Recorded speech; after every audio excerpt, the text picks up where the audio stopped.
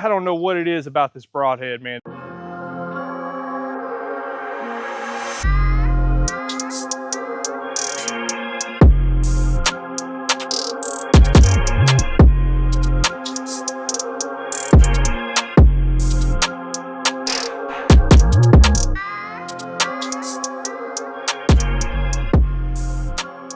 Hey, what's up guys? Just want to say if you're new, if this is your first time here, please click the subscribe button. If you enjoy archery related content or anything whitetail in general, we got whitetail season around the corner. So once we figure out which broadhead we're going to use, we're going to be in the wood chasing deer. We're calling it the 2024 head hunt, and this bird back here is letting me have it. I don't know what that is, but god dog, that thing is loud. So we've done some fixed blades, some mechanicals. We've done a little bit of everything. We've done cheap broadheads, expensive broadheads.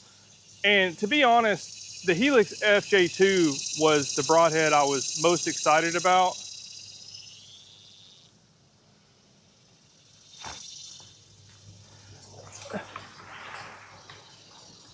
To be honest, the Helix FJ2 was the broadhead I was most excited about. And so I actually reached out because when you start buying all these broadheads, man, it gets expensive. So another broadhead it seems similar, at least in shape, to Helix FJ2 was Kudupoint Broadheads. Essentially, they focus on one broadhead and they got different variations of it, 100, 125 grain, with bleeders, without bleeders. I reached out. I've been spending a bunch of money on broadheads. You know, what do you think? What sets yours apart from the Helix and other broadheads I've tested? He's like, well, how about this? How about I just send you one and let you test it out? So I thought that was really, really cool of them to do. So they sent me this. I didn't pay for it. Trust me, you guys should know, anybody that watches this channel should know, it's not gonna steer my opinion for sure. But I can tell you, I took it out of the box a couple days ago and felt it. I can tell you right now, this thing is solid. It's 125 grain, made in the USA. This is actually a 3-blade package, but they sent me this for testing. So it's just got one in there. But it says quiet, accurate, 100% stainless steel, sharp and ready to shoot, permanently bonded ferrule, which I can appreciate, replacement bleeder, which I really love about this broadhead actually, single bevel cut on contact, lifetime guarantee on materials and workmanship. So first thoughts getting this thing out of the package is, I would say, quality. Tooth of the arrow, when I got their XL series and first time I took it out of the package, that's what this reminds me of.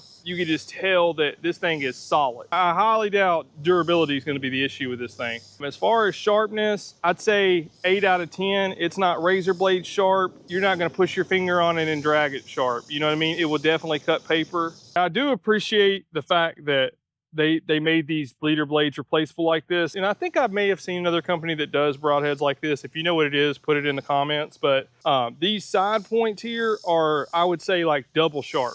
So like if this thing goes in and starts moving around, this thing is going to be jacking that animal up. All right, enough talking. Let's get this thing on an arrow and let's start testing it out. Let's see how it performs. Let's spin test this thing. And I want to spin test it with the bleeder blades and without the bleeder blades. We're essentially just putting that there to see if there's any variance. Very good. Spins very, very, very good. That thing is very symmetrical, I'll say that. So let's put the bleeder blade on there.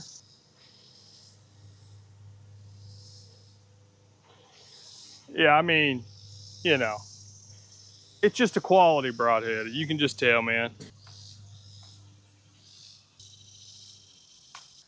So 115, huh? I did not expect that. This weighs 115 essentially, and bleeder blades weigh almost 8 grains. So, whew, I was worried for a second because I really like these and I'm hoping they do really well, to be honest. So let's get everything set up and let's start testing them out to 40, 40.5. All right, 125 grain Kudupoint with bleeders. Here we go, we're gonna shoot the head first, 40 yards. This is the first time I've shot this. I mean, that felt like a perfect shot. All right, here goes the fill point.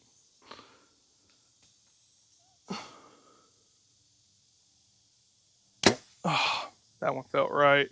Let's go look. So for us, we always go for 4 inches. I don't know which one's which. Let's see.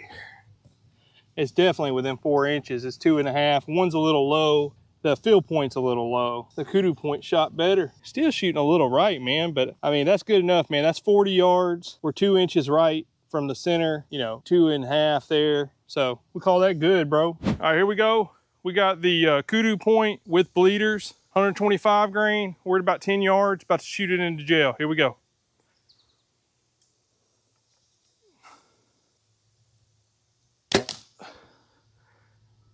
All right, let's go check her out. Look at that, dude. It turned about 1/8 of a rotation. That seems pretty similar at this, so I'm assuming this is gonna be about 10 inches. Let's see. About 9.5 inches. Not too bad, about average, honestly. I've noticed when you take the broadhead out, you can see the wound channel a lot better. It's pretty, you know, pretty decent, what you would expect. But I feel like this has got a lot more turn than the other single bevels we've shot. I mean, that thing is spiraling, and with those bleeder blades, god dog. Let's test it for durability, which in my opinion, I think durability is where this thing will shine, but I mean, I could be wrong. This thing looks like a tank to me. Let's try her out. Shooting the Kudu 125 grain with bleeders, and we're testing for deflection here. If you haven't seen this, I want this to hit the turkey. I want it to go through the wood. If it goes through the wood, good. If it hits the deer on the right side and doesn't go through the wood, bad. Doesn't mean it's a bad broadhead, just means there's deflection. I have a feeling it's gonna go straight through the wood, no problem.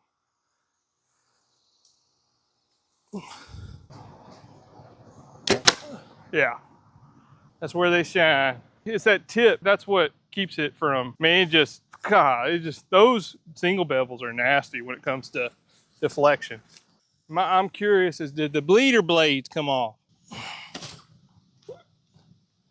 Nope, that is a good sign, guys. Bleeder blades did not come off. No issues with the head that I can see at all, like zero. Still sharp. If anything, it's almost like it's sharpened it. The edge they put on here is like, it may not be razor blade sharp, but that edge is so good, man. It's not rolled, no burrs, no nothing. It's just as sharp, or maybe it's crazy. It almost feels sharper. I know that seems impossible, but crazy. Kudupoint 125 grain with bleeders, testing durability through metal.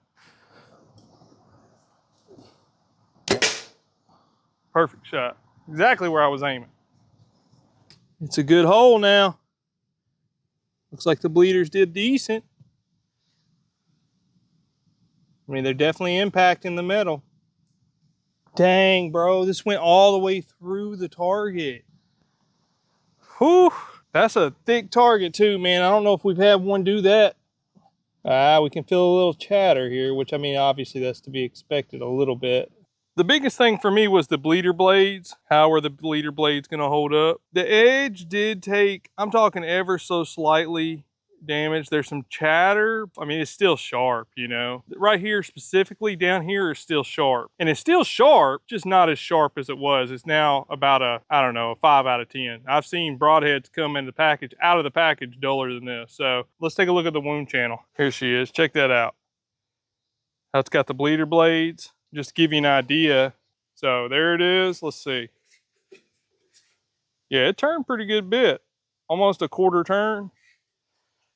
Just to give you an idea, here's the FJ2. One of these is the China, one of them is the regular. I don't know which one is which, but look how much them bleeder blades add. Just opens it up, man.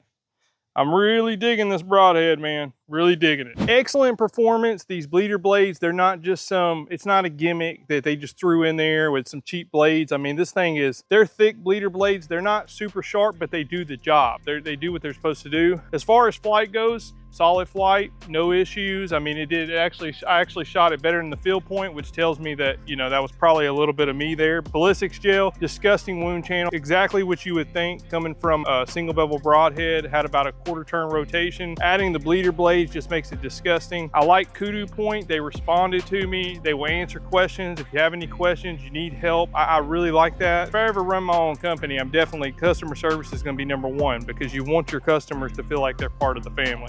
And Kudupoint definitely does that. But as far as the deflection, no issues. just went straight through, so you can say this is bone crushing. I guess the durability test into the metal, there was no issues through wood at all, but into the metal, it definitely added some chatter here at the top. No issues as far as structure or anything like that. The integrity of the broadhead itself is just fine, but I don't know what it is about this broadhead, man, that just makes me, it just feels well made. And it's definitely gonna be one of the ones that we test at the end when we do our final testing. Kudupoint, you did a good job. I'm gonna have to actually buy some of these broadheads. So I will be buying some so that we can test them once we finish. We're almost done. We got a few more broadheads to do. Anyway, appreciate you guys watching. If this was informative, if this helped you out any, please subscribe, click the bell notification. If you wanna see future videos like this, and click the like button, really helps me out, helps me with the analytics. As always, guys, really appreciate it. God bless you all. Until next time, thank you so much. Have a good week.